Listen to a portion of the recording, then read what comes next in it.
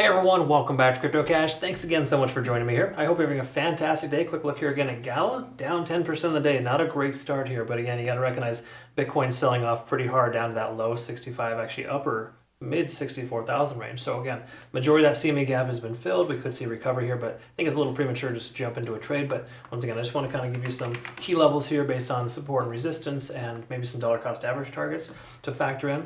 And quick congrats again to our community members for some awesome trades here. We're able to take some profits on, what is it, ICP 22%. Then we took a trade last night, AVAX 54%, Bitcoin 34, Rune 43, and what is it, Near Protocol 44. Those are all trades we took either last night or sometime late last week, essentially. Those are all shorts in profit. Congrats on that. We did take a stop loss with what is it, Cardano, but that was only 40%, 40% loss, and all these other 40, 50% gains. Trust me, folks, it adds up. Absolutely, congrats on that. Thanks again for the awesome feedback. Taking a quick look here at Discord, High Block Capital. We already looked at Discord. We're looking at 5.5 cents, down as low as 5 cents even. Mid-range, 5.2 is the heaviest concentration liquidation. So there's a solid chance we could see Gala continue to retrace just based on how many people are leveraged there at that level. So again, folks, low leverage, low position size, you won't be a statistic here or less likely to. And I recommend sometimes, if you're just learning, just trade spot. Don't get crazy with leverage because a lot of folks do. We only trade 5, 6, 7x leverage on our altcoins, 10x leverage on Bitcoin. That's really simply that. And again, with those 50, 60% gains that we're seeing, it could be 100, it could be 200% if we increase our leverage amount. But greediness in this market, folks, it's not really the ideal condition for that. So take profits when you can. That's a simple way to understand it. Taking a quick look here at the daily.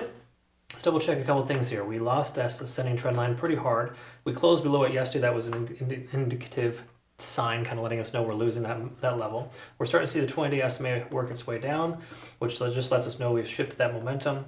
We can see that we're above the 50-day SMA. That's right at that 5 cent range.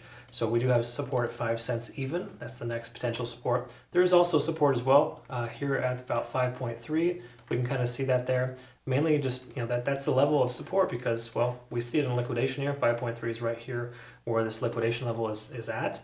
But more important, that's a more recent candlestick closure that's wicked down a couple of times too.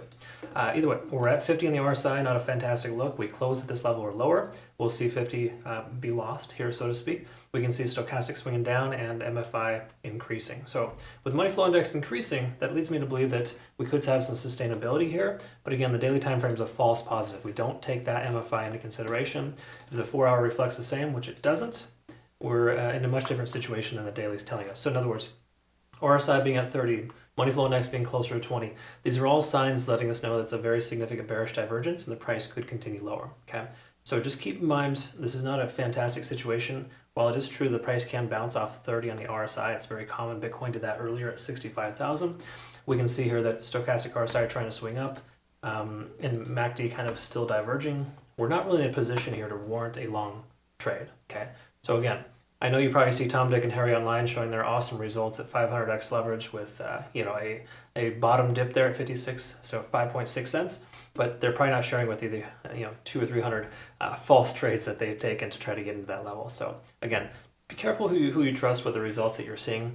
Our results are just pretty consistent and steady. But again, we're not over leveraging too. So again, to each their own. We'd have a lower success rate if we had higher leverage. There's no other way around it.